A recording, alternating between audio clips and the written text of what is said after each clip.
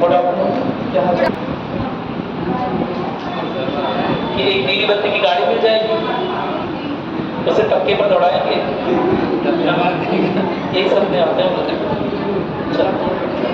सपने देखना अच्छी बात है, लेकिन रियलिटी भी है, समझ लीजिए कि काफ़ी काम करना पड़ता है, काफ़ी सारी फाइल देखनी पड़ेगी।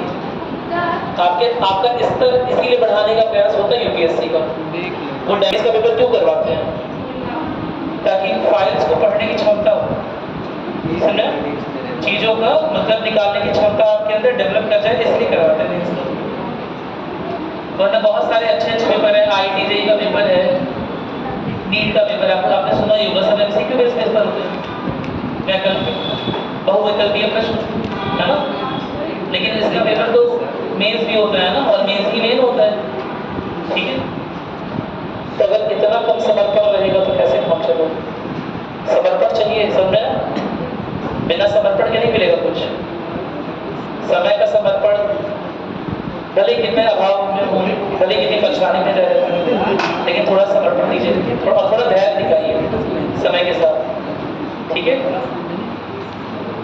मुझे हमेशा से लगता है कि जो लोग बनते हैं वो उस भले ही आगे कुछ भी करें, लेकिन कुछ 1.5-2 साल के लिए यूपीएससी के प्रति बहुत समर्पित रहते हैं, ठीक है?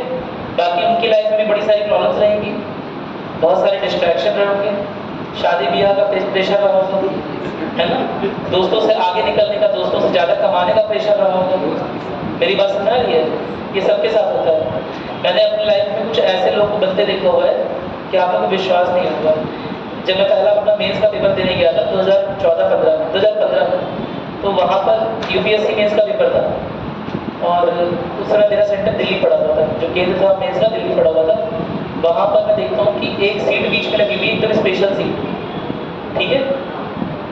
एकदम स्पेशल सीट। मैंने कहा यार क्या है कि उस बीच में सोफा सीट लगा रखा है, क्या रीज़न है?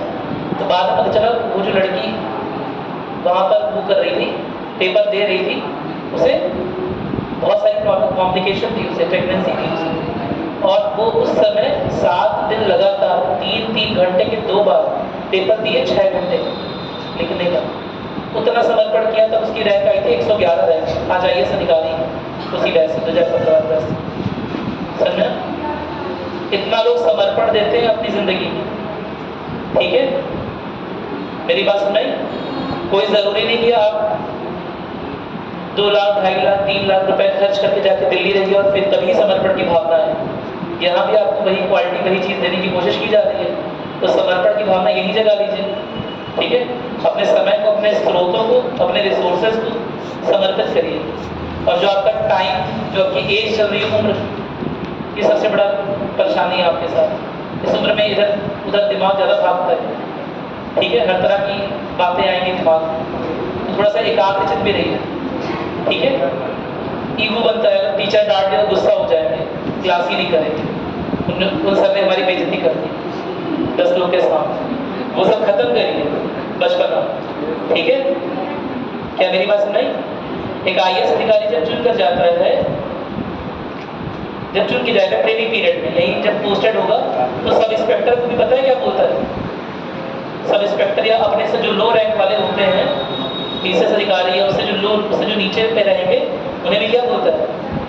सर, साहब जी। साहब के आगे लगाता है जी। मेरी बात है? दरोगा साहब जी, जो ट्रेनिंग IAS रैंक उसका बन रहा हो, उसका रैंक पूरे ऑल इंडिया रैंक में बन रहा हो, तभी दरोगा के सामने जाएगा ट्रेनिंग पीरियड में, सुनना? यही पोस्टेड अगर होगा तो क्या बोलेगा? दरोगा साहब जी लगाएगा। मेरी बात सुनाई? क्यों? क्योंकि वो उसे दिया गया 1.5-2 साल उसने वैसे मेहनत की है, उसका वैसे बिल्डअप हो गया। ऐसे नहीं कि हल्का सा IAS में बन गया, रैंक 1 आ गई तो एकदम हवा में हो गया, अपने से नीचे वालों को समझे ही ना, कुछ हल्का चले। क्या मेरी बात सुनाई? नहीं बात सुनाई? तो आप लोग तो अभी सपने देख रहे हो नीली बत्ती से, कब को रोकने की है? नहीं देख रहे हैं? समर्पण दिखाइए, बात सपने देखिए, है ना? मुझे पूरा विश्वास है कि कल जाके आप लोगों ने रिवीजन किया होगा, क्योंकि आपको पूरा विश्वास है कि आज मैं आपका एक छोटा सा टेस्ट लूंगा जो आपने कल पढ़ा था, है ना? चलो एक बार रिवाइज कर लेते हैं जल्दी से। अच्छा, एक चीज थोड़ा सा है, कल एक क्वेश्चन छूट गया था शायद से, पर वो देख लेते हैं। कोई क्वेश्चन ऐसा था जो शायद आगे का था, वो देख लेते हैं। ठीक है, सारे क्वेश्चन हो गए, सारे नहीं हो गए, ये तो हो गया था। आपको जो देखने की समस्या होगी बताइएगा मुझे। 1909 का अधिनियम हो चुका था, भारत में संघीय न्यायालय ये होना है, लेकिन अभी ये भी अगर आपका नहीं हुआ है तो भी आप कर सकते हैं, आंसर कर सकते हैं। ये क्वेश्चन यूपीएससी 2014 का है, पूछा है संघीय न्यायालय कब बना? क्या 1861 में इसकी बात हुई थी काउंसिल एक्ट में? नहीं, न्यायालय की बात नहीं हुई है, या तो 1773 में और या फिर आगे चलकर। तो ऑप्शन 3 तो नहीं होंगे, 1861 नहीं होगा, 1909 नहीं होगा, 1919 नहीं होगा, तो क्या बच गया? डी। ठीक है,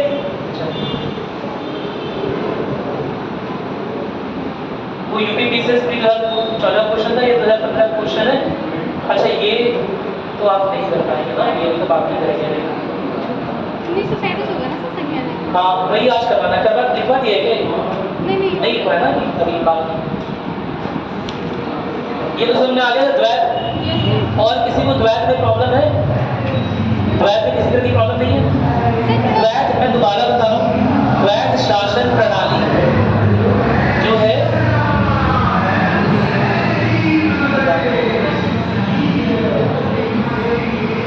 द्वैत शासन प्रणाली जो है वो आरक्षित और हस्तांतरित विषयों में सारे विषयों को, सारे क्षेत्रों को बांटती है।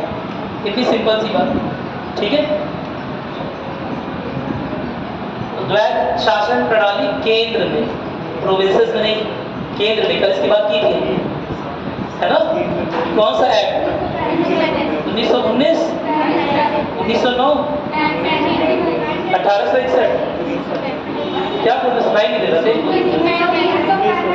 1935 पक्का? चलो सही है। यूपीपीसीएस RI 2014 क्वेश्चन है। मैं आपको कुछ ट्रिक भी साथ साथ सिखाते चलूंगा कि कैसे बच्चे जो है पढ़ने में अच्छे होते हैं, लेकिन कभी कभी कुछ गलतियां कर देते हैं, है ना? इसका साक्षात एग्जाम्पल मैं खड़ा हूं आपके सामने। ठीक है, क्या होता है कि यूपीएससी या यूपीपीसीएस का जो एग्जाम होता है, जिसमें ऑप्शन सेट किए जाते हैं, स्पेशली यूपीएससी, पीसीएस वाले तो उतना दिमाग नहीं लगाते, लेकिन यूपीएससी में स्पेशली अगर आपका ऑप्शन पहला वाला ए वाला भी सही हो रहा है, मेरी बात सुनाई, तो आप उस क्वेश्चन को दोबारा पढ़ेंगे बहुत ध्यान से। क्या मेरी बात सुनाई? यह एक साइकोलॉजिकल ट्रिक है कि जब आप क्वेश्चन पढ़ रहे होते हैं तो आपकी नजर अपने आप पहले ऑप्शन पे चली आती है, तो कभी कभार क्या करते हैं, क्वेश्चन पूरा पढ़ते नहीं है और टॉपिक पढ़ते हैं और लगता है कि यही सही होगा। क्या मेरी बात सुनाई? क्या मेरी बात क्लियर है? ऑप्शन ए को हम लोग बोलते हैं option is a trap. Option A को जाल की तरफ लेकर आता है, क्योंकि जल्दी से पढ़कर फिर आप अगर ऑप्शन ए सही होता है तो बी सी डी तक आते ही नहीं। हो सकता है बी में जो लिखा हो और सी में लिखा हो ए और बी बोथ, ए और बी दोनों। क्या मेरी बात सुनी? हो सकता है डी में लिखा हो ए तभी मान्य होगा जब ऐसा हो। क्या मेरी बात समझ आ रही है? तो जब भी ऑप्शन ए दिया हो तो थोड़ा सा 1 सेकंड समय ले लेंगे, क्वेश्चन को दोबारा पढ़ेंगे। क्या मेरी बात क्लियर? जब आपको लगे कि ऑप्शन ए है थोड़ा सा रुक जाए, क्योंकि यह गलती है अक्सर एक आध दो क्वेश्चन, अगर 100 नंबर का क्वेश्चन है, 100 क्वेश्चन है, 150 क्वेश्चन है, तो एक दो क्वेश्चन ऐसी गलतियां लोग जल्दीबाजी में कर लेते हैं। क्या मेरी बात समझ आ गई? इस बात का स्पेशल ध्यान रखिएगा। ऑप्शन ए देकर कूद नहीं पड़िएगा ऑप्शन ए कि ये तो हमें आता है, तो आसान है, ये तो कर ही लिया था हम लोगों ने, कर लिया था ना। थोड़ा छोटा करते एकदम नहीं दिखाई दे रहा है, ये दिख रहा है, थोड़ा सा एडजस्ट नहीं, क्लास की कार्यकारिणी से ये तो हो चुका है, हो गया था। चलिए जा रहे हैं। भारतीय इतिहास के संबंध में द्वैत, ये तो बता दिया। द्वैत यानी कि दो तरह के सब्जेक्ट्स में डिवीजन, प्रांतों में प्रत्यायोजित विषयों का दो प्रवर्गों में विभाजन। कोई दिक्कत तो नहीं है इसमें? ठीक। ये आईएएस का, यूपीएससी का फेवरेट टॉपिक है। फेवरेट टॉपिक इसलिए है कि जो मूर्खता आप लोग कर रहे थे, उस मूर्खता पर एक छत्र अधिकार आप लोग का नहीं है। पूरी दुनिया के, पूरे विश्व के बच्चे वही करते हैं कि द्वैत शासन प्रणाली को द्विसदनीय संसद प्रणाली से कंफ्यूज कर लेते हैं। क्या मेरी बात सुनाई? ये नहीं सोचिए हम ही लोग मूर्ख हैं, यही मूर्खता सब जगह रिपीट होती है। इसीलिए द्वैध अलग चीज है, द्विसदनीय अलग चीज है, ये आपके दिमाग में एकदम अच्छे से समझ आ जाना चाहिए। इसीलिए यूपीएससी में ये क्वेश्चन आप देखिए तो कितनी बार रिपीट हुआ है, 2 बार 3 बार, तो अभी आप देख लिए 2 बार, है ना। प्रीलिम्स में यहाँ से क्वेश्चन निकालता है जहाँ कंफ्यूजिंग वाले पॉइंट हो, जहाँ लगता है कि बच्चे कंफ्यूज होकर द्वैध को और द्विसदनीय को एक ही चीज समझ लेंगे। क्या मेरी बात समझ में आ गई? कोई समस्या नहीं है इसमें? सबसे कठिन पड़ाव इसी को बोलते हैं प्रीलिम्स, ठीक है। क्योंकि अगर जरा सा भी कॉन्सेप्ट वीक रहेगा तो ठोक बजा के देखेगा कि कहाँ दिक्कत है। ये भी हो गया, तो क्वेश्चन 2022 वाला भी हो गया, ये भी हो गया ना। प्रांतीय स्वायत्तता, अच्छा ये क्वेश्चन एक सेकंड थोड़ा सा और अच्छा है। देखिए प्रांतीय स्वायत्तता की शुरुआत असल में तो 1919 में हो गई थी थोड़ी, लेकिन उस समय भी जो प्रांतीय विधान परिषदें हैं कहीं ना कहीं गवर्नर के द्वारा अनुशासित की जाती है। क्या मेरी बात सुनाई? तो पूर्ण प्रांतीय स्वायत्तता का शुरुआत 1935 के एक्ट में माना जाएगा, जहां साइमन आयोग की सिफारिश के बाद प्रांत में डाइआर्की यानी कि द्वैध शासन खत्म कर दिया जाएगा। गवर्नर की काउंसिल अब किसी तरह के क्षेत्र पर कोई भी निर्णय नहीं लेगी, कोई भी कानून या प्रावधान नहीं बनाएगी। सारा का सारा जो सब्जेक्ट है, सारे के सारे जो विषय हैं, उसका अधिकार प्रांतीय परिषदों के पास आ जाएगा। क्या मेरी बात समझ में आ गई? कोई समस्या नहीं है? तो इसका आंसर, ये कंफ्यूजिंग क्वेश्चन है, इसका आंसर क्या होना चाहिए? भारत सरकार अधिनियम 1935, याद रखिएगा, प्रांतीय स्वायत्तता, ठीक है। क्योंकि जब हम प्रांतीय स्वायत्तता बात कर रहे हैं ना, तो कहीं ना कहीं पूर्णता की बात आ रही है कि प्रोविंशियल ऑटोनॉमी पूरी तरह से कब दी गई। ये तो बोल ही रहा है कि थोड़ी दी गई है ना, तो पूरी तरह से कब दी गई है? 1935 में, जब साइमन कमीशन, साइमन आयोग की सिफारिश के बाद, गोलमेज डिस्कशन के बाद यह निर्धारित हुआ कि प्रांत स्तर पर द्वैध शासन प्रणाली नहीं होनी चाहिए, द्वैध शासन प्रणाली केंद्र स्तर पर होनी चाहिए। क्या मेरी बात समझ में? 1935 का एक्ट में अभी कुछ पॉइंट्स बाकी लिखवाऊंगा अभी, लेकिन ये पॉइंट लिखवा चुके हैं शायद, ठीक है, कि द्वैध शासन प्रणाली केंद्र स्तर पे होनी चाहिए, प्रांत स्तर पे नहीं होनी चाहिए। क्या मेरी बात क्लियर है? कब बोला गया? 1935 के एक्ट में बोला गया, है ना। किसकी सिफारिश पे लागू हुआ? साइमन आयोग। क्या मेरी बात समझ में आ गई? अगर आप ध्यान देंगे तो बहुत सारी चीजें एक रिवाइज हो जाएगी, तो इसका आंसर क्या हो जाएगा? 1935 का। कोई दिक्कत नहीं है ना इसमें? चलिए, ये झारखंड की का क्वेश्चन था।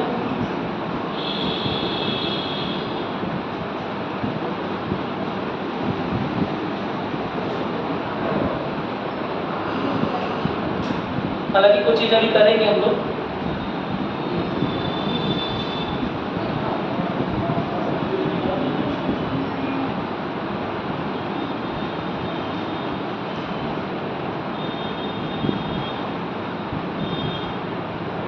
ये देखिए एक अच्छा क्वेश्चन, और ये क्वेश्चन कंफ्यूजिंग भी हो सकता है ना, क्योंकि इसमें क्या लिखा हुआ है? 1919 के मॉन्टेग्यू चेम्सफोर्ड को शॉर्ट में मॉन्टफोर्ड भी बुलाते हैं।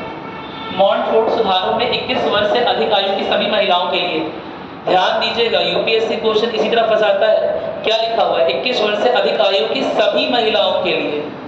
सभी सभी हो सकता है? नहीं हो सकता है। सभी का मतलब क्या हो गया कि पुरुषों को 21 वर्ष से नहीं दिया गया और महिलाओं को सभी में दे दिया गया। पुरुषों में तो देखा था ना आपने, लैंडलॉर्ड और टैक्स वाले थे, तो उसी तरह की महिलाओं को दिया गया भाई, जो लैंड होल्डर्स हैं। मेरी बात सुनाई? जो जमींदारी करवा रही होंगी या राजा रानी होंगी कहीं की, ठीक है, उस तरह की महिलाओं को किया है। जो एजुकेटेड है या लॉ मेंबर है, कुछ मेंबर्स हैं, ठीक है, उन महिलाओं को वोट करने का अधिकार दिया गया है। यहाँ क्या लिखा हुआ है? सभी। देखिए यूपीएससी कैसे खेल खेलता है। आप महिला देखेंगे, 1919 देखेंगे, कूद पड़ेंगे कि भैया ये तो सर ने करवाया हुआ है। मॉन्टफोर्ड पहली बार विमेन को ला रहा है ना, पहली बार महिलाओं के अधिकारों की बात कर रहे हैं। कल इस बारे में बात हुई थी, लेकिन इतनी डीप में बात नहीं हुई थी। लेकिन आप देखिए कुछ एनालिसिस निकालनी पड़ेगी। जब भी ऐसा क्वेश्चन फंसे, थोड़ा दिमाग भी लगाइए। 21 वर्ष से ऊपर के सभी महिलाओं को मताधिकार दिया जाएगा, खुद सोचिए। तो पुरुषों को कहाँ नहीं दिया गया? पुरुषों में क्या परेशानी है? काटे चुके हैं, तब फिर पुरुषों में क्या परेशानी है? क्यों नहीं दिया गया? खुद दिमाग लगाना है थोड़ा सा, सभी अभी वाला पार्ट ध्यान चल रहा है। एक बार मैं दोबारा बोल रहा हूँ, यूपीएससी के क्वेश्चन में जब भी लिखा हो ऑलवेज या सभी तो या for everyone, for every person, तो बहुत ध्यान से लिखना है। उसी तरह यूपीएससी के क्वेश्चन में अगर लिखा हो नेवर, कभी नहीं, एक बार भी नहीं, तो बहुत ध्यान से लिखना है। क्या मेरी बात में अक्सर क्या होता है, जो बोल रहा है सभी, इस बात पे जोर दे रहा है सभी, क्या सभी को दे दिया जाएगा? सभी का मतलब बहुत सारे लोग हो गए यार, 50% पॉपुलेशन लड़कियों की, या 50 नहीं रही होगी लेकिन 40-50% तो रही होगी। क्या मेरी बात समझ, कोई दिक्कत तो नहीं है ना? चलो हाँ, सेकंड वाला देखिए, 1935 गवर्नमेंट ऑफ इंडिया एक्ट में ये मुझे अभी लिखवाना है, विधान, हाँ, विधानमंडल में महिलाओं के लिए आरक्षण का प्रावधान किया गया, ये सही लिखवाया हुआ है क्या? ये नहीं लिखवाया, ये पॉइंट भी लिखवाना बाकी है। 1935 के एक्ट में कुछ पॉइंट बाकी है, ठीक है। तो ये देखिए कैसे कैसे फंसाएगा। अब इसमें आपको पता है कि एक गलत है, तो आप इसमें से ये दोनों ऑप्शन तो निकाल सकते हैं, है ना, और थोड़ा यहाँ से ट्राई कर सकते हैं, केवल 2 होगा या ना ही 2 होगा, तो इसका आंसर केवल 2 होगा। क्या मेरी बात समझ? 1935 का एक्ट मैंने लिख लिया, उसके बाद देख लेना। 1941 कर दिया। चलो ये बताइए, तो कर सकते हो 1919 का ट्राई करो। केंद्रीय विधानसभा के निम्नांकित में से, अच्छा 1945 भी लिखा हुआ है, लेकिन ये तो बता सकते हो। चलो ट्राई करो।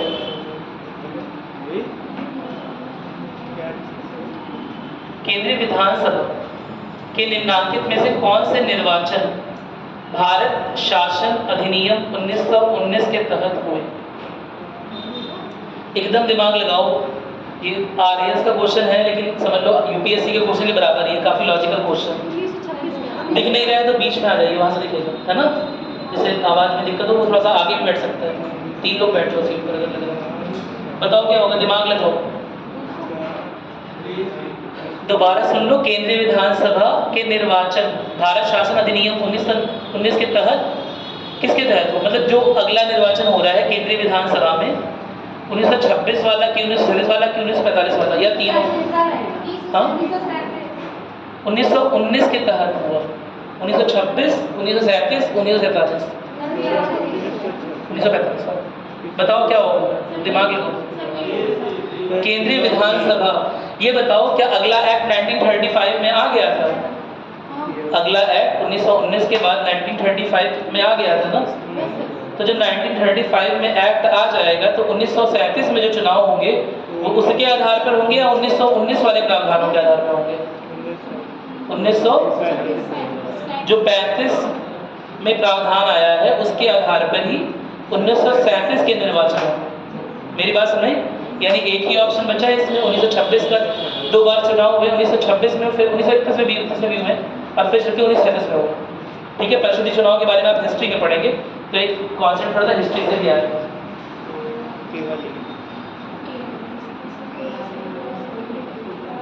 भारत सरकार अधिनियम 1919 के अंतर्गत भारतीय विधायिका का अंतिम निर्वाचन किस वर्ष में किया गया था? दिमाग लगाइए, अंतिम निर्वाचन।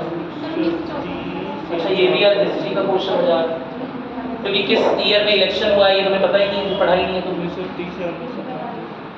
1919 लिखा हुआ है ना शायद। 1919 के तो फिर कैसे 1900 लगा सकता है? बीच में 1935 का एक्ट आया हुआ है, 1930 या 34 में से। हाँ, 30 से 34 में से जब भी हुआ है, तो आप इससे नहीं बता सकते कि ये, हाँ, क्योंकि अभी वो नहीं होगा। ये तो कर सकते हो, ये तो आसान है। बताओ, अध्यादेश करवाया हुआ है, ऑर्डिनेंस बताया था क्लास में। 1935 होगा, एकदम श्योर, 100%। 1909 में हुआ था। कितने लोग हैं 1909 वाले? कुछ याद हो रहा है तुम लोगों की? नहीं, सिलेबस दिन ब दिन बढ़ता जाएगा, मोटा हो जाएगा। 1935। अब मैंने 1935 के सारे प्रावधान पूरे भी नहीं कराए हैं, ठीक है। 1935 में अध्यादेश करवाए सच में, अभी सारे प्रावधान नहीं पूरे करवाए।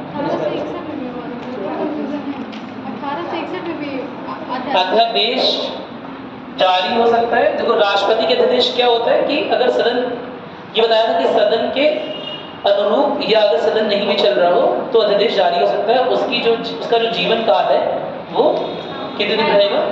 6 माह का रहेगा। ये किसमें लिखवाया था? सर वैसे तो अध्यादेश निर्गत, अच्छा अध्यादेश निर्गत करने की शक्ति ना, सही तो है, बताइए। हाँ 123 तो था। जो हमें याद है वो क्वेश्चन नहीं पूछा है ना, हमसे जो क्वेश्चन पूछा उसका आंसर निकालना। 1935 होगा सर उसके हिसाब से, ऑप्शन के हिसाब से 1935 होगा। 1909 ओपन करिए। सर 1909 1861 में एक बताए थे आपकी 1861 में, 1909 में लिखवाया है। 1909 में नहीं है। ठीक है 1935 वाला जब करेंगे तब देखेंगे। अभी हम दोबारा आपको इसे दोबारा दिखा देंगे। लक्ष्मीकांत नियोजन 1935 ही नहीं दिया है। जी तो 1935 का पार्ट बाकी है अभी। लेकिन सर आप इसमें 1861 में भी लिखवाए थे अध्यादेश जारी करने का, तो दो अध्यादेश जारी करने का अधिकार होगा, फिर आज के राष्ट्रपति के अनुसार क्या है क्या नहीं है उसके 1935 एक्ट से लिया गया होगा। एक बात तो है कि हमारा संविधान जो मौलिक चीज़ें उठाया है उसमें मैक्सिमम चीज़ें कहाँ से ली गई हैं? 1935 के एक्ट से। पुराने जो भी एक्ट भी आ रहे हैं, ये भी मैंने आपको बताया था, पुराने जो भी एक्ट आ रहे हैं सबको सम्मिलित भी कर दिया गया 1935 के एक्ट में। अगर कोई प्रावधान किसी पुराने प्रावधान से भी प्रेरित है, मेरी बात सुनाई, तो भी उसे 1935 में रिपीट तो किया ही गया।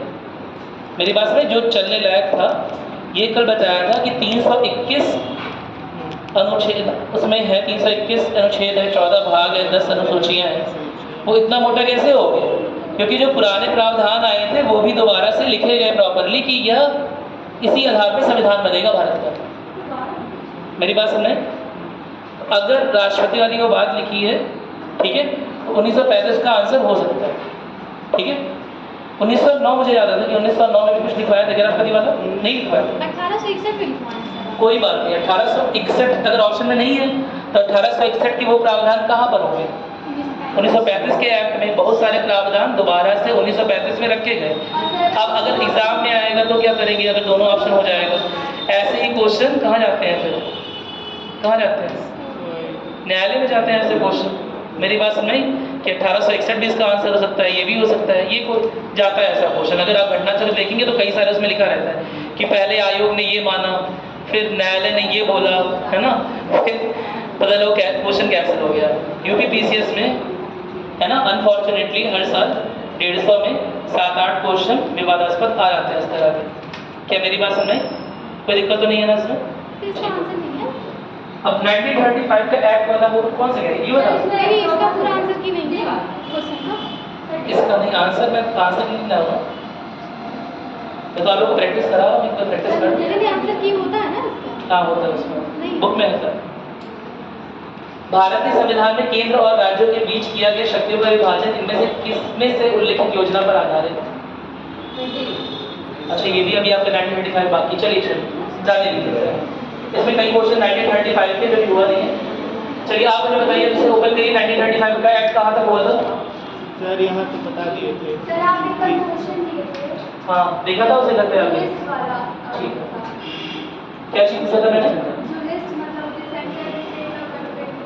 हाँ संवर्ती सूची बताइए। सर उसमें बस कंकरेंट लिस्ट मतलब ऑस्ट्रेलिया का बता रहा है और मतलब जो सेंटर और स्टेट का नहीं बता रहा है। संवर्ती सूची उसमें विशेष चीज़ है हमारे पास। संवर्ती सूची जो है वही विशेष चीज़ है, उसी की विशेषता पूछता है कि वो हमारे संविधान में कहाँ से लिया गया। तो आप लोगों ने देखा था कि ऑस्ट्रेलिया ज़्यादा सही है कि 1935 का एक्ट। संवर्ती सूची तो ऑस्ट्रेलिया ही बता। संवर्ती सूची तो 1935 के एक्ट में भी है ना, है ना। 1935 के एक्ट में भी संवर्ती सूची है और ऑस्ट्रेलिया के संविधान में भी। तो फिर सर ज़्यादातर संवर्ती सूची के जो विषय हैं, मेरी बात सुनाई, संवर्ती सूची के जो विषय हैं वो ऑस्ट्रेलिया के संविधान से प्रेरित है। क्या मेरी बात सुनाई? कोई दिक्कत तो नहीं है? संवर्ती सूची के जो विषय हैं वो ऑस्ट्रेलिया के संविधान से प्रेरित है। लेकिन अगर कोई पूछे सूची में निर्धारण यानी कि 3 पार्ट में जो डिवीजन है वो कहाँ से स्टार्ट हुआ, तो 1935 के एक्ट से स्टार्ट हुआ। क्या मेरी बात समझ में आ गई? अगर 1935 का एक्ट सुन लो, अच्छा इसमें भी अगर सर दोनों ऑप्शन हो तो क्या करेंगे हम लोग? इसमें दोनों ऑप्शन नहीं हो, मेरी बात समझ? अगर दोनों ऑप्शन है तो 1935 का एक्ट जो है वही सही आंसर है। क्या मेरी बात सुनाई? कोई दिक्कत तो नहीं है? कोई समस्या है तो बताओ। अगर दोनों ऑप्शन है, 1935 का एक्ट भी लिखा हुआ है और ऑस्ट्रेलिया भी लिखा हुआ है, ठीक है, तो 1935 का एक्ट ही सही आंसर है। ठीक है, अगर यह बात जोर दे के लिखी हुई है कि समवर्ती सूची के विषयों को कहाँ से उठाया गया, तो ऑस्ट्रेलिया के संविधान से उठाया गया। क्या मेरी बात सुनाई? आप लोग वन लाइनर रेलवे की तैयारी नहीं कर रहे हैं, सुनाई मेरी बात? आप लोग यूपीएससी पीसीएस की तैयारी कर रहे हैं कि रेलवे बैंक की तैयारी कर रहे हैं, एसएससी की तैयारी कर रहे हैं, उसमें इस तरह के वन लाइनर क्वेश्चन आते हैं। ठीक है, आपको बेसिक थोड़ा सा और एनालिसिस में जाना पड़ेगा कि अगर मान लो यही क्वेश्चन आ गया कि समवर्ती सूची के विषय कहाँ से उठाया गया, ठीक है, ऑप्शन ए है 1935 का एक्ट, ऑप्शन बी है 1919 का एक्ट, ऑप्शन सी है 1909 का एक्ट और ऑप्शन डी है नन ऑफ दीज, इनमें से कोई नहीं। समवर्ती सूची के विषयों को कहाँ से उठाया गया? नन ऑफ दीज रहेगा। फिर समवर्ती सूची के विषयों को कहाँ से उठाया गया? ऑस्ट्रेलिया से उठाया गया। समवर्ती सूची का डिवीजन कैसे हुआ है? 1935 के एक्ट से हुआ है। अगर दोनों ऑप्शन है ना, और अगर यूपीएससी का क्वेश्चन है तो और डीप में सोचो दोनों ऑप्शन क्यों दिया हुआ है, क्योंकि वो कंपेयर करना चाहता है कि कहीं तो तुम ऐसा तो नहीं कि वन लाइन पढ़ के आ गए हो और केवल ऑस्ट्रेलिया के नाम पे जानते हो कि समवर्ती सूची दी हुई है, 1935 के एक्ट से उठाई हुई है। मेरी बात सुनाई? कोई दिक्कत तो नहीं है ना? चलो ठीक है, हम आगे बढ़ रहे हैं। कितना पार्ट हमने किया था? लास्ट क्या लिख रहे थे लोग ये बताइए। लास्ट ये द्वैत शासन बताए थे। द्वैत शासन वाला पार्ट पूरा हो गया था, बताइए। हाँ सर, दोनों बता दीजिए कि रात में खत्म कर दिए तो 3 में लागू। ठीक है, ये लिखवा दिया था। ये जाते थे हम लोग इस बारे में बात कर रहे थे। अंतिम बात हमारी यही थी, है ना, कि द्विसदनीय व्यवस्था प्रांतों में कब स्टार्ट हुई? तो 1935 के एक्ट से ही स्टार्ट हुई। ठीक है, जहाँ प्रांतों में जो आज के राज्य हैं, है ना, उनमें विधानसभा और विधान परिषद के लिए प्रावधान बनाए गए कि 2 सदन हो सकते हैं। लेकिन इसका क्या मतलब हो कि हर जगह तुरंत विधान परिषद खुल गई? नहीं, ऑफ कोर्स नॉट। मेरी बात सुना रही है? 11 उस समय ब्रिटिश प्रांतों की संख्या 11 थी, इसमें से 6 प्रांत जो हैं वो विधानसभा विधान परिषद वहाँ पर बन गई और बचे हुए 5 प्रांतों में जरूरत महसूस नहीं हुई। क्या मेरी बात क्लियर है? तो पहली बार प्रांत स्तर में द्विसदनीय शासन व्यवस्था या द्विसदनीय व्यवस्था कब स्टार्ट हुई है? 1935 के प्रावधान के बाद। क्या मेरी बात क्लियर है? इसका यह भी मतलब नहीं है कि हर एक प्रांत में 2 सदन हो गए। क्या हर एक राज्य में आज 2 सदन है? हर एक राज्य में है? जम्मू कश्मीर में है? है कि नहीं? इस समय नहीं है। ठीक है, और कहाँ पर? यूपी में है? यूपी का पता होगा, सब याद होना चाहिए कहाँ कहाँ पर है। कौन से 7 राज्य हैं? कौन से 7 राज्य हैं? याद है? उड़ीसा में है? महाराष्ट्र में? मुंबई कहाँ? मुंबई को राज्य है? नहीं है, तो मुंबई नहीं बोलेंगे, महाराष्ट्र बोलेंगे। चलिए बताइए, तमिलनाडु में है? जिसे मैं पूछूं उसे बताइए, तमिलनाडु में है? नहीं है। आप लोग तो 7 राज्य याद करिए जहाँ विधानसभा विधान परिषद दोनों, ठीक है, और कहाँ के लिए प्रपोज प्रस्तावित कहाँ के लिए, ठीक है। चलिए ठीक है, हम लोग बात कर रहे थे, लिखिएगा इस बात को लिख लीजिएगा जो भाई अभी मैंने बोला और कल भी इस बात को लिखिए, जैसे लिखिए इस अधिनियम के अंतर्गत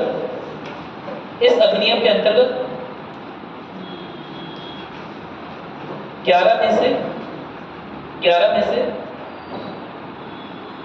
6 प्रांतों में पहली बार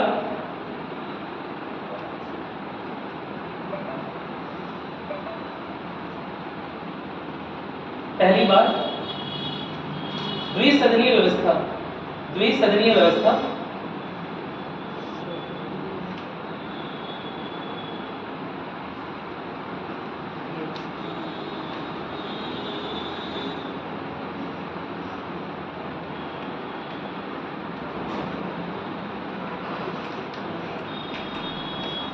व्यवस्था प्रारंभ हुई जिस पर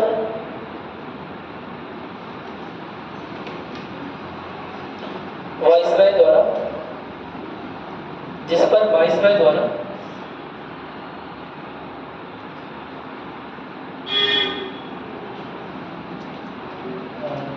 कुछ प्रतिबंध लगाए गए थे, यानी कुछ प्रतिबंधों के साथ स्टार्ट हुई थी, ठीक है, कुछ नियंत्रण के साथ स्टार्ट हुई थी।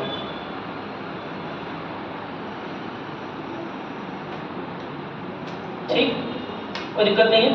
इस प्रावधान को पहले पूरा करने के, सेट को पूरा करेंगे पहले, उसके बाद कोई बात करेंगे। लिखिएगा अगला, इस अधिनियम के अंतर्गत दलितों को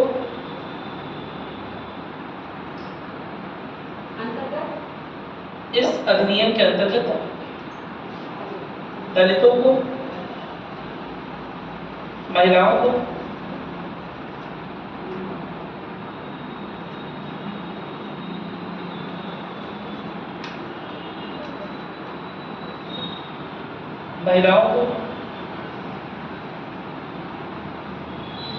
अच्छा उन राज्यों का नाम मैंने नहीं लिखवाया आप लोगों को, चलिए कोई बात नहीं, और महिलाओं को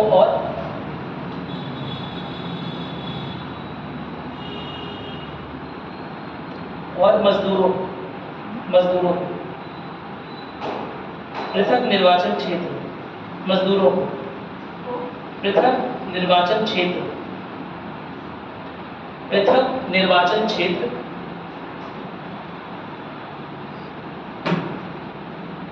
दिए गए।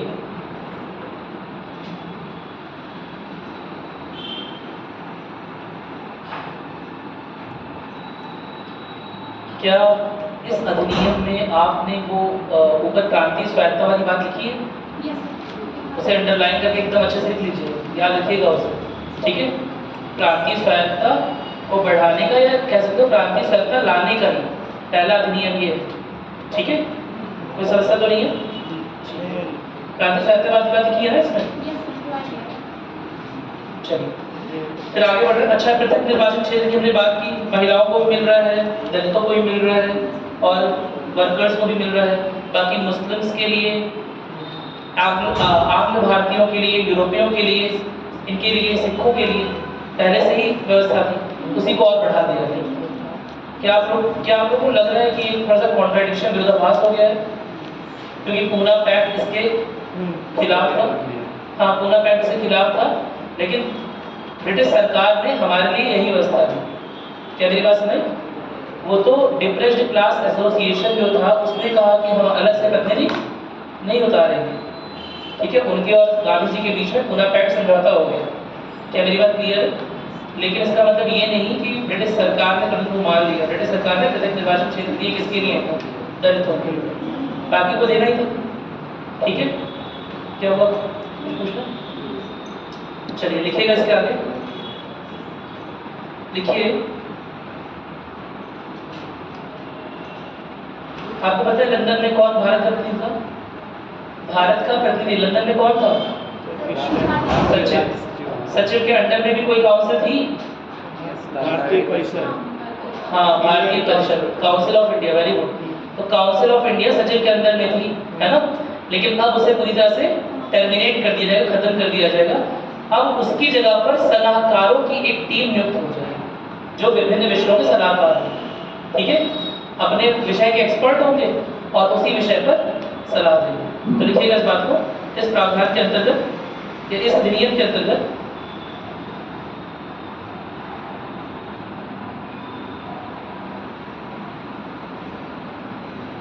सचिव या भारत के राज्य सचिव, इंग्लिश में बोलते secretary of the state, Bharat के राज्य सचिव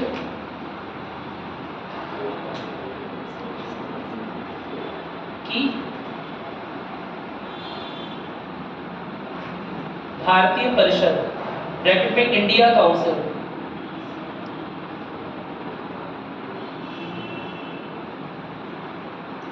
को खत्म कर दिया गया।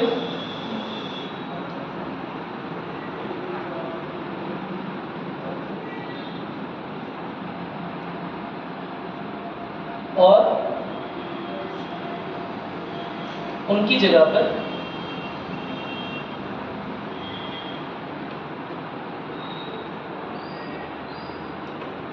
विभिन्न विषयों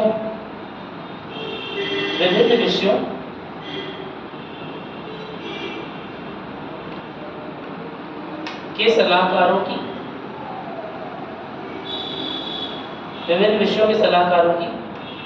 एक टीम बनाई गई। एक टीम बनाए जाने का प्रावधान हुआ, ठीक है, क्योंकि कई बार मैं क्या बोल रहा हूँ कि प्रावधान कभी कभी लागू नहीं हुए, कभी हुए और कभी नहीं हुए, तो हमें तो प्रावधान पढ़ना है ना।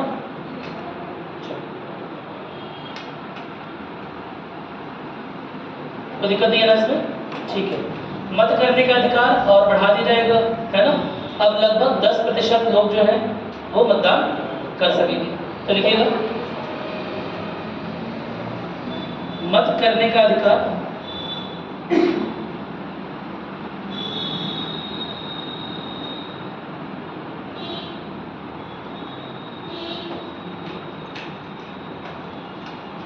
और ज्यादा लोगों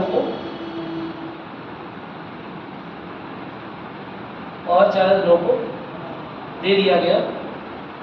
ब्रैकेट में लिखिएगा लगभग 10%, लगभग 10% लोगों को दे दिया गया, लगभग 10%।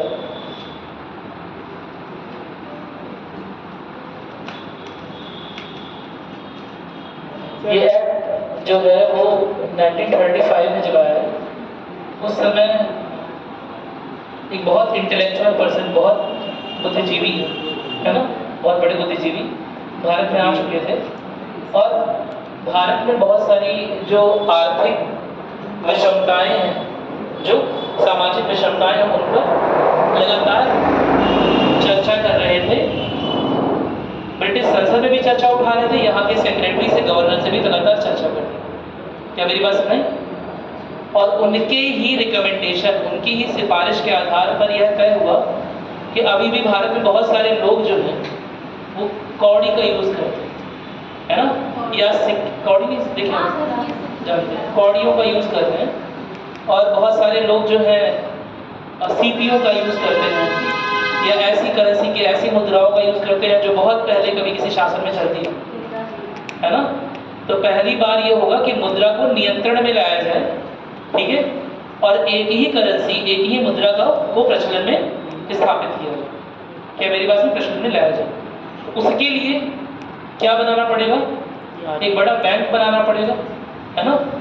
पहली बार ये जरूरत महसूस होगी कि एक ऐसा बैंक हो जो मुद्रा के प्रचलन में हेल्प करे, मुद्रा को स्टोर करने में हेल्प करे, जिसके ऊपर पूरी जिम्मेदारी दे दे कि मुद्रण संबंधी सारा काम वही देखेगा। क्या मेरी बात क्लियर है? कब ज़्यादा मुद्रा प्रिंट होनी है, कब कम होनी है, सारा काम वही देखेगा। शायद इकोनॉमिक्स जिन लोग का होगा तो समझ रहे होंगे, है ना। सप्लाई डिमांड की चेन होती है, उसके अनुसार गवर्नमेंट के ऑर्डर पर आरबीआई कभी मुद्रा ज़्यादा प्रिंट कर रही होती है, कभी कम प्रिंट कर रही होती है। क्या मेरी बात सुनाई? कोई दिक्कत तो नहीं है ना? मुद्रा समझते हैं आप लोग? करेंसी क्या होती है? पैसा। तुरंत ही आंसर, एक यहाँ कोई कौन बने करोड़पति नहीं हो रहा है कि 5 सेकंड में आंसर देना है, रैपिड फायर। जब मैं कुछ पूछा करूँ, सोचा करूँ, पूछ रहे हैं, निश्चित रूप से कोई और डीप बात होगी, कोई गहराई वाली बात होगी, बाई चांस की बात है, ठीक है। चलिए, ये मुद्रा है वस्तु बिक्री का एक माध्यम। कितने लोग कह रहे हैं करेंसी या मुद्रा है? करेंसी मुद्रा हिंदी इंग्लिश बताओ, करेंसी है या मुद्रा नहीं है? रुपया है, मुद्रा ही है। बताओ, करेंसी है ये? हाँ, मुद्रा ही कहते हैं। पक्का? इसमें तो ये लिखा हुआ है कि मैं धारक को 20 रुपए अदा करने का वचन देता हूँ। क्लास 5 6 तक मैं बड़ा कंफ्यूज रहा कि ये 20 रुपए तो मेरे पास ही है, ये किसे अदा करने का वचन दे रहे हैं? आरबीआई हमको देने का वचन। किसे? जब मेरे पास है तो किसे क्यों अदा करेगा? मेरे पास तो पहले से है, और इसी कागज के टुकड़े पे बात लिखी है, तो वो टुकड़ा तो मेरे पास है, तो किसे क्यों अदा करेगा? ये वो तो पहले से मेरे पास है ना। वो छापने के, प्रमाणित करने का एक तरीका। ये एक लीगल टेंडर, मेरी बात सुनाई? ये एक क्या है? करेंसी यानी कि एक लीगल टेंडर होता है, क्या मेरी बात क्लियर है? इस कागज की कोई वैल्यू नहीं है अगर सरकार गिर जाए या हमारे देश का शासन खत्म हो जाए, अगर लोकतंत्र या आरबीआई पूरी तरह से खत्म हो जाए तो इस कागज के टुकड़े की कोई वैल्यू नहीं है। यह एक लीगल टेंडर है, मेरी बात खत्म हो जाएगी। यह एक लीगल टेंडर है जो दिखाता है भारत की जनता का भारत के शासन में क्या विश्वास है। मेरी बात सुनाई? और ये जो लिखा हुआ ना 20 रुपये धरा अदा करने का वचन देता हूँ, सब जगह लिखा था ना 500 वाले में भी 500, सोचोगे 500 तो मेरे पास ही, किसी का क्या अदा करने का वचन दे रहा है? पागल वागल हो गए जो साइन कर रहे हैं।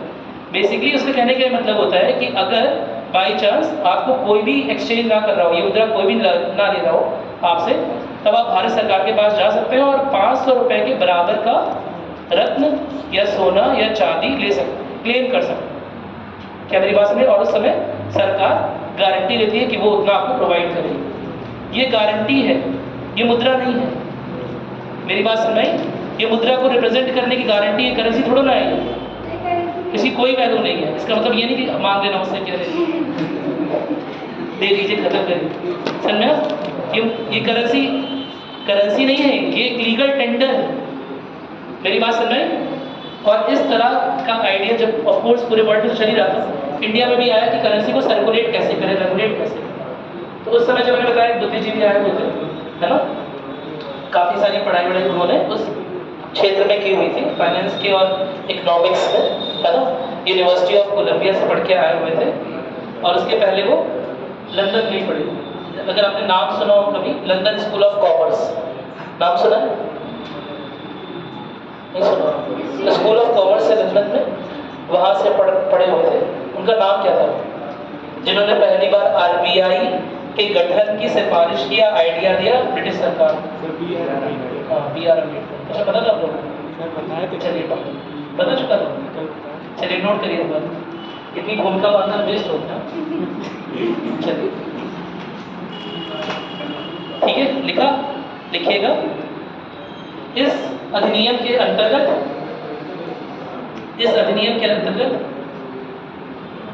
रिजर्व बैंक ऑफ इंडिया,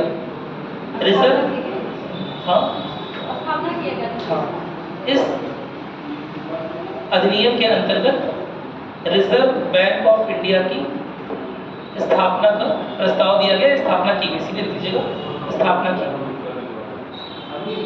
ठीक है, तभी इसका नाम आरबीआई था। हाँ, उसी को रिजर्व बैंक ऑफ इंडिया भी बोलते हैं। ठीक है,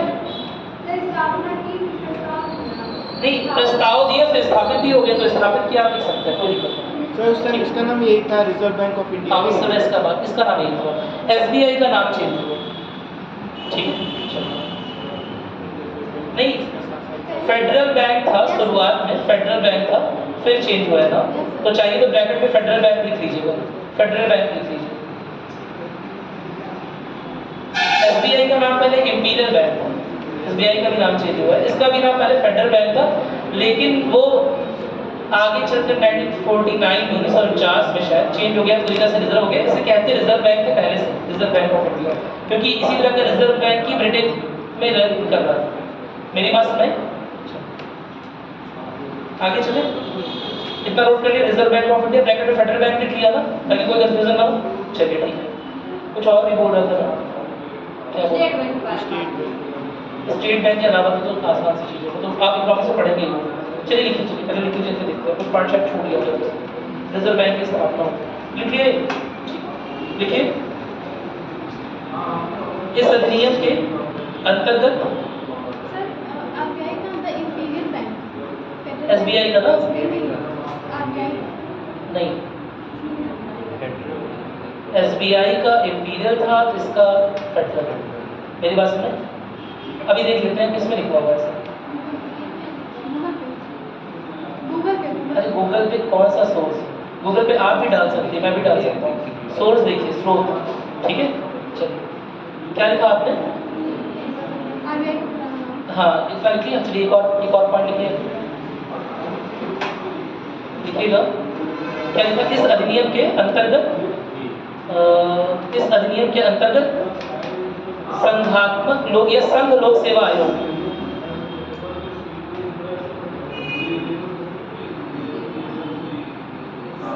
संघ संघ लोक सेवा आयोग ब्रैकेट में FPSC, FPSC,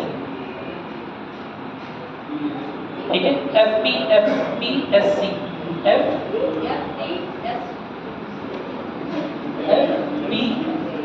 ठीक है, फेडरल पब्लिक सर्विस कमीशन, ठीक, FPSC, कॉमा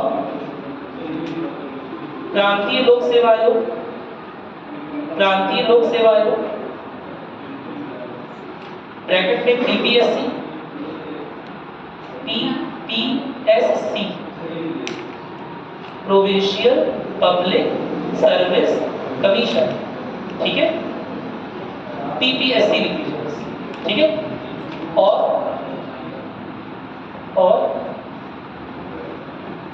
संयुक्त लोक सेवा आयोग, संयुक्त लोक सेवा आयोग ब्रैकेट में JPSC,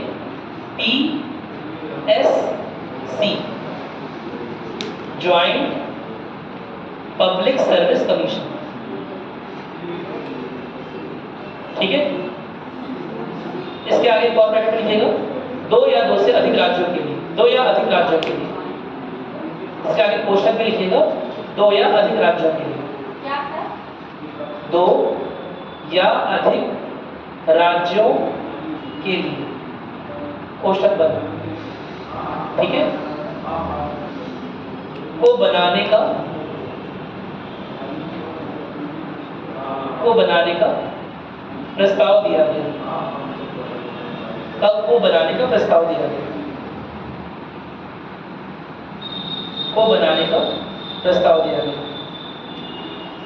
इतना लिखिए, ठीक है। इसके आगे एक पॉइंट और लिखिएगा, सारे डाउट्स अभी आपको क्लियर कर दूंगा, परेशान मत रहिए, बस एक पॉइंट लास्ट लिख लीजिए, लिखिए, देखिए इस अधिनियम के अंतर्गत सन 1937 में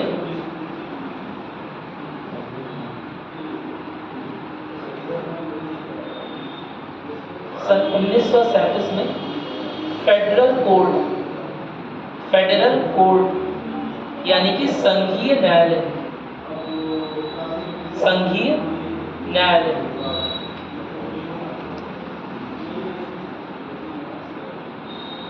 की स्थापना की गई, ठीक। चलिए अब मुझे बताइए क्या दिक्कत हो रही है,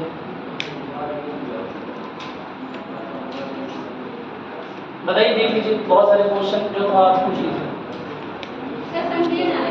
संघीय न्यायालय, उसके पहले एक स्पेशल कोर्ट हमने कोलकाता में बनाया था, लेकिन उसमें रिस्ट्रिक्शन नहीं पुट हो गया था, 1773 में बना था, और उसके बाद बहुत सारे रिस्ट्रिक्शन उसमें पुट कर दिए गए थे। 1773 में एक्ट आया था, 1774 में बना था, एकदम सही बात है। 1786 और 1776 और 1781 के एक्ट में मेनली उससे बहुत सारे रिस्ट्रिक्शन लगा दिए गए थे। 1781 के एक्ट में, फिट्स इंडिया एक्ट में कुछ रिस्ट्रिक्शन लगाया गया था उस पर, क्योंकि कहीं ना कहीं गवर्नर का जो शक्ति है वो क्या हो रहा था, कम हो जा रहा था, तो उन लोगों ने विरोध किया, ईस्ट इंडिया कंपनी ने विरोध किया। 81 में 86 में, वो आपको याद रखना है, ठीक है। चलिए, और 81 में फिट्स इंडिया एक्ट आया था, उसमें किया गया, देख लीजिएगा 81 में या 86 में किसी एक में एक्ट की लॉर्ड कॉर्नवालिस आ गए थे 86 में, सही बात है, वो कमांडर इन चीफ की बात कर रहे हैं। 86 में उसका एक्ट नहीं आया, 1781 में ही है भाई। कौन सा एक्ट की बात कर रहा हूँ मैं, बोल रहा हूँ जिसमें सुप्रीम कोर्ट की शक्तियों को कम कर दिया गया है। 81 में ना, अच्छा 81 का एक और एक्ट है, अमेंडिंग एक्ट, बंदोबस्त एक्ट शायद ना, हाँ ठीक है। 1781 का जो बंदोबस्त एक्ट आया था, एक्ट ऑफ सेटलमेंट है ना, उसमें, या उसे डिक्लेरेटरी सेटलमेंट भी बोलते हैं, शायद लिखवाया था, उसमें ये प्रावधान किया गया कि जो सुप्रीम कोर्ट के न्यायालय की शक्तियां हैं जो कलकत्ता में स्थापित है, उसकी शक्तियों को सीमित कर दिया गया था। क्यों सीमित किया गया था? ताकि गवर्नर की शक्तियां पहले की तरह कुछ प्रबल हो जाए, और गवर्नर शक्तियां एकदम ऐसा ना हो जाए कि गवर्नर से ऊंचे पद पे अपने आप को सुप्रीम कोर्ट के न्यायाधीश समझने लगे, पहली बात। दूसरी बात, कोलकाता तक ही सीमित कर दिया था। तीसरी बात, पर्सनल लॉज बताया था उसमें। इसमें इंपॉर्टेंट पॉइंट ये था कि पर्सनल लॉज को ले आए थे कि अब ज़्यादा मामलों में सुप्रीम कोर्ट दखलंदाजी नहीं कर सकता, केवल भारतीय पर्सनल लॉ में पंडितों की हेल्प से और मौलवियों की हेल्प से जो पर्सनल लॉ है वो डिक्टेट कर किए जाएंगे, उसके आधार पर सजा दी जाएगी। सर जितना सुप्रीम कोर्ट को मतलब शक्ति मिली है उतना हाई कोर्ट को मिली है। हाँ, लगभग। बहुत अच्छा क्वेश्चन पूछ लिया आपने, है ना? नहीं वो तो 32 किताब एकदम सही है, लेकिन मैं आपसे एक क्वेश्चन पूछ रहा हूँ। केंद्र और राज्य के बीच का कोई मुद्दा है तो क्या उस मुद्दे को लेकर हाई कोर्ट में जाया जा सकता है? नहीं जा सकते? क्या जा सकता है? केंद्र, चलो और अच्छा क्वेश्चन पूछता हूँ। अरे मैं अभी क्वेश्चन ही पूछ रहा हूँ। केंद्र और क्या नाम है आपका? काजल मिश्रा। ये मान लीजिए कि केंद्र और उत्तर प्रदेश की सरकार, मोदी जी में और योगी जी में, ठीक है, कोई आपसी बड़ा मुद्दा आ गया, क्या उस मुद्दे को by chance Calcutta high court में सॉल्व किया जा सकता है? नहीं कर सकते? नहीं कह सकते कि सर वो प्रधानमंत्री हैं। हाँ, इसलिए सर उन्हें ज़्यादा रेस्पेक्ट है। आप लोग को एक कहानी सुनाई थी मैंने, आप लोग को कहानियाँ याद नहीं रहती हैं, यही परेशानी है। मैं कुछ नहीं कहता हूँ, मैं बोलता हूँ बस कहानियाँ याद रखो, सब याद रहेगी। एक कहानी बताई थी मैंने इंदिरा गांधी की, जहाँ इंदिरा गांधी की निर्वाचन को लेकर इलाहाबाद हाई कोर्ट में मुद्दा उठा था और उनका निर्वाचन निरस्त किया जा रहा था, निरस्त कर दिया गया था, जिसके खिलाफ तो क्या लॉ कानून उन्हीं के साथ दफन कर दिया था हमारी क्या? सुप्रीम कोर्ट में जा सकते हैं।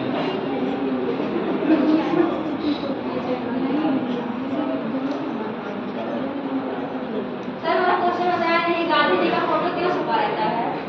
कहीं नहीं छुपाया गांधी जी का फोटो। सुनो पहले,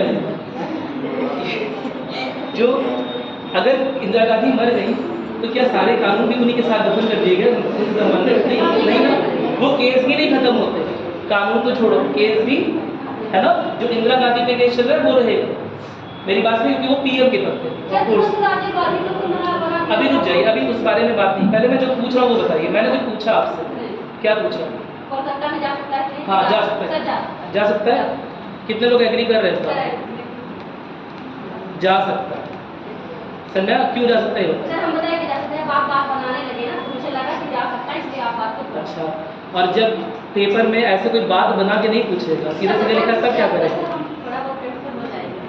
ठीक है, जा सकता है, ये बात सही है, ठीक है, काजल जी की बात एकदम सही है, जा सकता है। लेकिन आप मुझे बताइए क्यों जा सकता है? क्या हाई कोर्ट किसी राज्य का होता है या केंद्र का होता है? केंद्र का होता है। राज्य का। उत्तर प्रदेश राज्य का कौन सा हाई कोर्ट है? कितने लोग बोल रहे हैं? उत्तर प्रदेश राज्य का हाई कोर्ट इलाहाबाद में। ठीक है, चलो उत्तर प्रदेश हाई कोर्ट, अरे मुझे बोलने दो, उत्तर प्रदेश राज्य का हाई कोर्ट, उच्च न्यायालय लखनऊ या इलाहाबाद, जो भी आप लोग बोल रहे हैं उसमें है। कितने लोग इस बात से एग्री कर रहे हैं, सहमत? अरे भाई अभी बोल रहे थे, अब सहमत ही नहीं हो रहे, हाथ खड़ा करो, कितने लोग सहमत हो? एकदम सहमत हो? सिर क्यों हिला रहे हो? हाथ खड़ा करने से हमारे हाथ में तब जितने लोग हाथ खड़ा किए हो ना, सब लोग एक राउंड लगा के आओ, दौड़ के।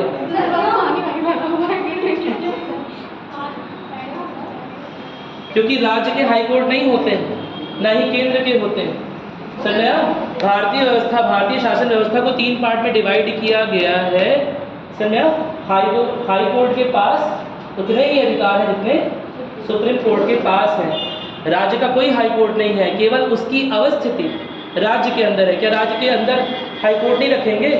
दिल्ली को कहीं और ले जाकर शिफ्ट कर देंगे, या यूपी के हाई कोर्ट को कहीं और ले जाकर शिफ्ट कर दें? किसी ना किसी राज्य में तो रखना ही पड़ेगा ना, बोलो। अगर भारत का कोई कोर्ट बनाना है तो किसी राज्य में ही तो लोकेट करना पड़ेगा उसे, कि भारत के बाहर कहीं और ले जाएंगे, ताकि कहीं राज्य उस पर अपना अतिक्रमण या अपनी आकांक्षा न व्यक्त करने की हमारा है, बोलो। हाई कोर्ट राज्यों के नहीं होते हैं।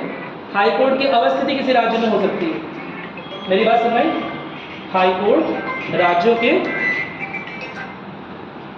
नहीं होते। हाई कोर्ट की अवस्थिति राज्यों की हो सकती है। हाई कोर्ट की लोकेशन होती है राज्य में, लेकिन एक हाई कोर्ट जो कोलकाता में हो उसे भी अधिकार है उत्तर प्रदेश और केंद्र सरकार के बीच के मुद्दे को सुलझाने का। क्या मेरी बात समझ आ गई? भले ही उसकी अवस्थिति कहाँ पर है, कोलकाता बंगाल में, लेकिन फिर भी उसके पास अधिकार है। क्या मेरी बात समझ आ रही है? क्योंकि वो हाई कोर्ट बंगाल का नहीं है, वो हाई कोर्ट इंडिया का है, उसकी लोकेशन बंगाल। समझा? सर इसी नाम से डिस्ट्रिक्ट कोर्ट डिस्ट्रिक्ट कोर्ट की बात है। डिस्ट्रिक्ट कोर्ट के पास इतने बड़े मामले तक अधिकार है। तो वो डिस्ट्रिक्ट लेवल का देखिए अगर हाँ, वो डिस्ट्रिक्ट लेवल का देखती है, उसके पास इतने अधिकार है। हाई कोर्ट राज्य स्तर का देखिए, हाई कोर्ट उसमें तो सबसे सुप्रीम कोर्ट को माना जाता है। क्या चीज़? सुप्रीम कोर्ट और हाई कोर्ट सुप्रीम कोर्ट को माना जाता है।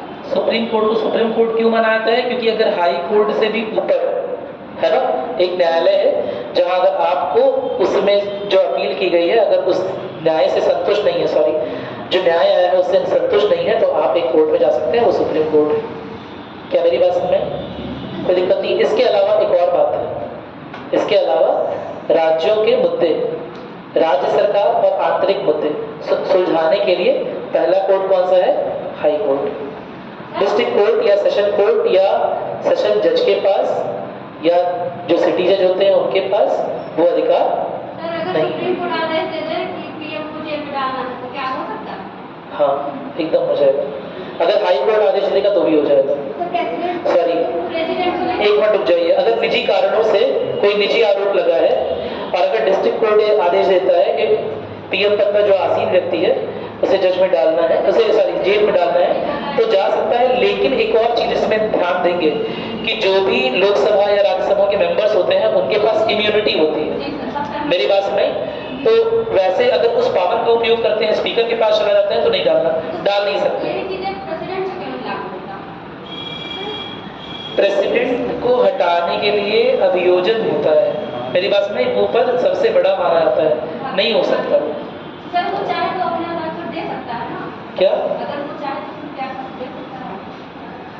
आप लोग अभी प्रेसिडेंट के इलेक्शन की प्रोसेस को वाकिफ नहीं है क्या? कैसे इलेक्ट होता है? वाकिफ है कैसे इलेक्ट होता है? क्या उसे आप लोग डायरेक्टली वोट दे रहे हैं? विधान परिषद के भी सदस्य हैं और राज्यसभा के भी सदस्य हैं, उसमें उसके इलेक्शन में इन्वॉल्व है। उसका डायरेक्ट इलेक्शन नहीं है, उसकी डायरेक्ट रिस्पॉन्सिबिलिटी नहीं आती है। हाँ, तो उसकी डायरेक्ट रिस्पॉन्सिबिलिटी होती है। पीएम कैबिनेट का हेड है, ठीक है, काउंसिल ऑफ मिनिस्टर का हेड है। अगर कुछ भी गड़बड़ियां हो रही हैं संसद में तो उसके जिम्मेदार माना जाता है। या देश में राष्ट्रपति के इशारे पे पीएम चलेगा? राष्ट्रपति के इशारे पर उल्टा बोल रही है। किसे? पीएम को? नहीं, पीएम का कभी ऐसा खुद दिमाग लगाओ, क्या राष्ट्रपति ऐसा कुछ लिख के देता है कि पीएम माने? नहीं नहीं, ये चीज नहीं संभव। ठीक है, राष्ट्रपति को आज जो तुम बोलना चाह रही हो शायद ये है कि राष्ट्रपति के आदेश को मानने के लिए क्या पीएम बाध्य है? नहीं, इस तरह की कोई बाध्यता या ना ही इस तरह का कोई प्रस्ताव, ना कहीं कहीं अनुच्छेद में कोई, बल्कि अगर कैबिनेट से सॉरी अगर मिनिस्टर से बिल 2 बार भी पास होकर आ जा रहा है तो ऐसे में बाध्य कौन हो जाएगा? राष्ट्रपति बाध्य हो जाएगा उनकी बात को मानने में। नहीं बात समझ? पीएम के ऊपर बाध्यता नहीं है। इसीलिए तो असल में सर्वशक्तिशाली पद है। नहीं समझ पाएगा। लेकिन हमारे यहाँ बैलेंस ऑफ पावर बनाने के लिए, शक्तियों का संतुलन बनाने के लिए कुछ हद तक शक्तियां जो हैं वो सुप्रीम कोर्ट के जज के पास भी दी गई कई सारी चीज़ों में। ठीक है, जैसे हाई कोर्ट में जो मामला इंदिरा गांधी का फंसा था, वो इंदिरा गांधी ने तुरंत अपील की कहाँ पर? सुप्रीम कोर्ट में। मेरी बात सुनाई? और सुप्रीम कोर्ट ने बोला कि अगर इन्हें हटा देंगे तो 5 साल से जो नियम कानून भी लग रहे हैं, जो भी चीज़ें चली हैं वो सब पॉलिसीज रिवर्स करनी पड़ेंगी, देश पे बड़ा बर्डन पड़ जाएगा। उसने कारण ये दिया, हालांकि असल बात ये थी कि आपस में कनेक्शन था इन लोग का, अच्छा है ना, लेकिन कारण ये दिया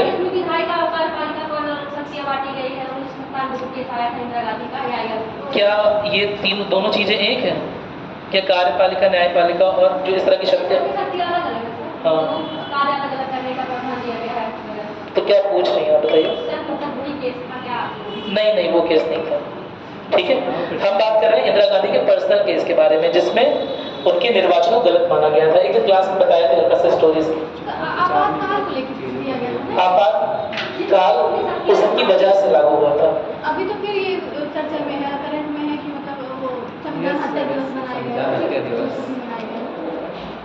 ये सब राजनीतिक बात है, नहीं सर, करंट इसका पॉलिटिकल साइंस से बहुत नहीं। क्या संविधान हत्या दिवस कह रहे हैं आप लोग?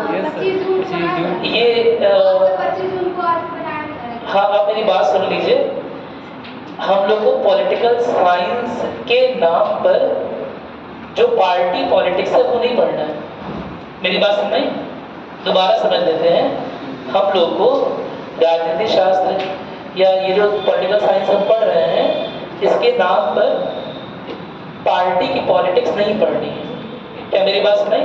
तो संविधान हत्या मनाई जा रही है या कुछ मनाया जा रहा है या कहीं पर कोई आयोजन हो रहा है, ये सब वैसे राजनीतिक विषय हैं जिनका हमें कौन से राजनीतिक विषय पढ़ने पड़ सकते हैं। मैं कह रहा हूँ अपोजिशन पार्टीज आर इंपॉर्टेंट, जो बोल रही है इंपॉर्टेंट है, लेकिन जिनका अनुच्छेदों से कुछ संबंध निकल के आता है। क्या मेरी बात सुनाई? क्या मेरी बात सुनाई? हाँ, बस अब शुरू ही करने वाले हैं, बस अब एकदम शुरुआत ही है आर्टिकल्स। ठीक है, इतना नोट कर लिया? इसमें कोई समस्या है? ठीक है, तो अब हम नोट कर लेंगे इंडियन इंडिपेंडेंस एक्ट 1947। ठीक है, जल्दी नोट करेंगे इसे। लेकिन हाँ, भारतीय स्वतंत्रता एक्ट अधिनियम 1947 जल्दी नोट करेंगे। इसमें डेट्स इंपॉर्टेंट है किस एग्जाम के पॉइंट ऑफ व्यू से?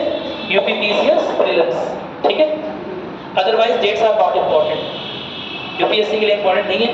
इसमें कुछ एक डेट्स इंपॉर्टेंट हो सकती हैं यूपीपीसीएस के एग्जाम के पॉइंट ऑफ व्यू से। ठीक है, तो नोट करेंगे जल्दी। लिखिए, इसका विधेयक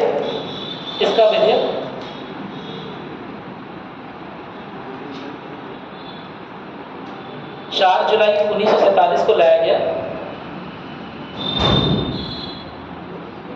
4 जुलाई 1947 को ब्रिटिश संसद में पेश किया गया, लाया गया,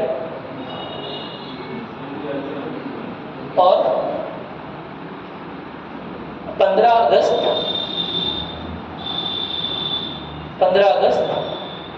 1947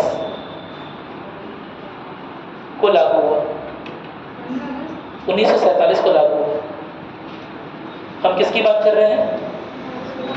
हाँ, भारतीय स्वतंत्रता अधिनियम 1947 की बात कर रहे हैं, संविधान की बात नहीं कर रहे हैं। ठीक है, चलिए लिखिएगा। इसके पूर्व फरवरी 1947 में, 20 फरवरी तक, कोई बात नहीं, फरवरी लिख लीजिए। फरवरी 1947 में तात्कालिक ब्रिटिश प्रधानमंत्री ने भारत को जून 1948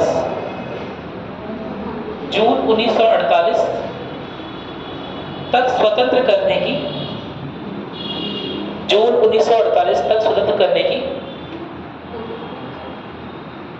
बात रखी थी या घोषणा की थी।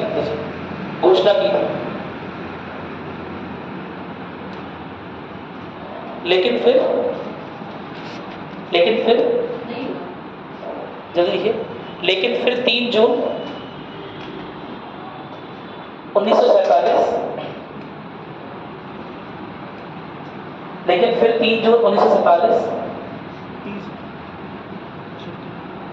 को ब्रिटिश सरकार ने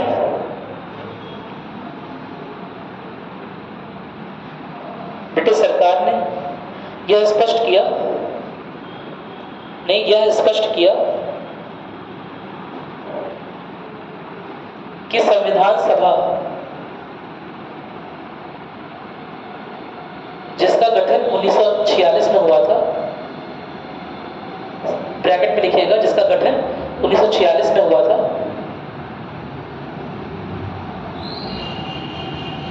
संविधान सभा लिख लिया, जिसका गठन द्वारा बनाया गया द्वारा बनाया गया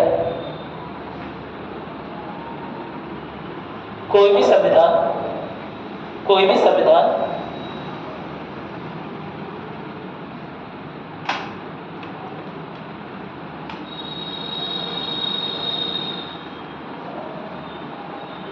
किसी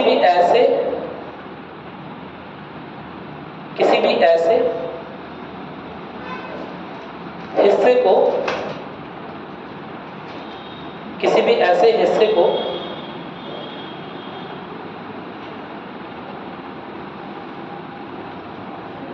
प्रावधानों को मानने के लिए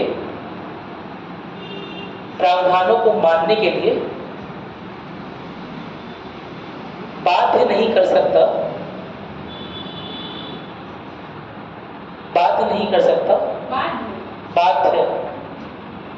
कर सकता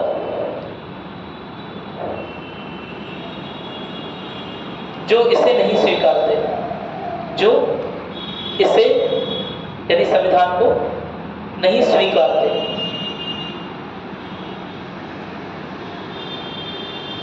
ठीक है, लिखोगे। साथ ही पूर्ण विराम के बाद लिखोगे साथ ही 3 जून 1947 को ही 3 जून 1947 को ही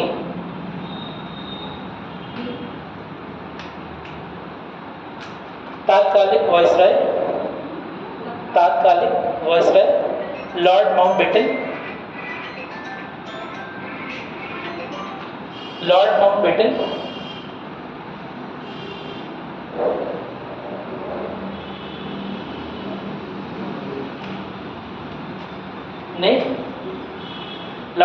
ने देश के विभाजन की योजना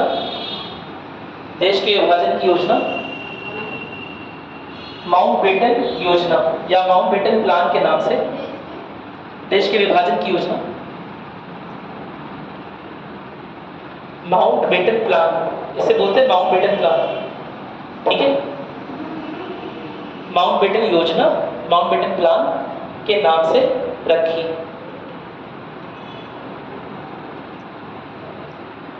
जो कि कांग्रेस और मुस्लिम लीग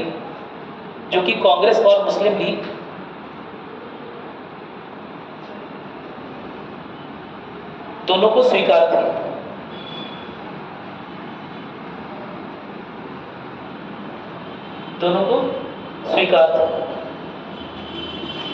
ठीक है, संविधान सभा द्वारा, आगे लिखिएगा, संविधान सभा द्वारा नए संविधानों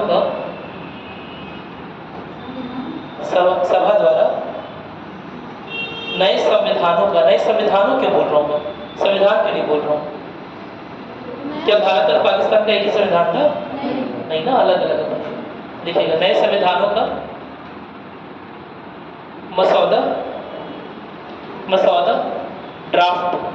मसौदा नहीं कि ड्राफ्ट, खाका बोलते, ढांचा बोलते। ठीक है, नए संविधानों का मसौदा तैयार करने और लागू होने तक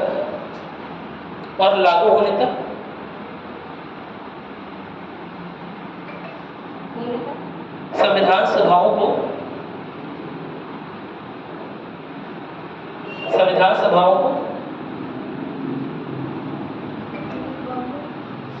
अपने संबंधित अधिराज्य के लिए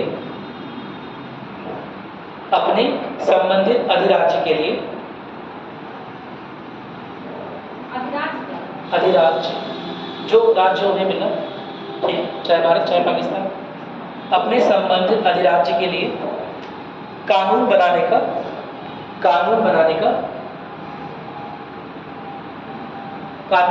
अधिकार दिया गया।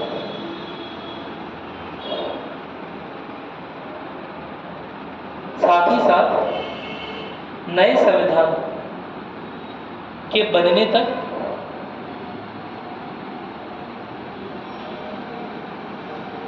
नए संविधान के बनने तक 1935 के भारत शासन अधिनियम संविधान के बनने तक 1935 के भारत शासन अधिनियम के प्रावधानों को, के जारी प्रावधानों को, यानी कि जो उसमें कंटिन्यू थे, क्योंकि कुछ प्रावधान निरस्त भी हो गए थे टाइम के साथ, या कि प्रावधानों को लिख लीजिए कि प्रावधानों को जारी रखने की अपील की, जारी रखने की अपील की।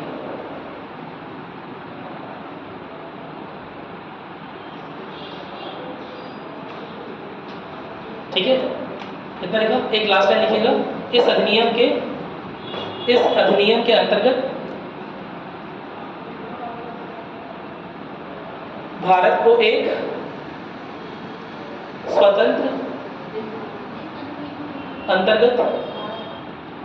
एक स्वतंत्र और संप्रभु राज्य घोषित कर दिया गया।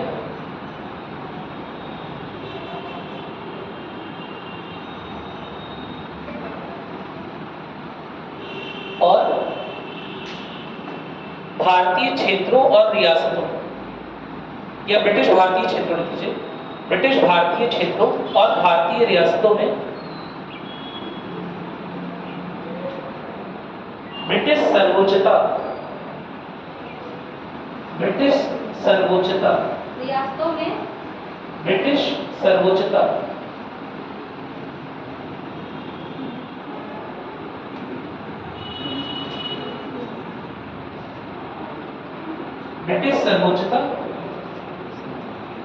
खत्म कर दी गई या खत्म करने की घोषणा हुई। इसी को बोलते हैं लैप्स ऑफ पैरामाउंसी। ठीक है, पहले पैरामाउंट पावर, सबसे बड़ी पावर कौन सी थी? ब्रिटेन की। ठीक है, और अब वो नहीं रह जाएगी जब इंडिपेंडेंस एक्ट जारी हो जाएगा, जिसके बारे में कल पढ़ेंगे।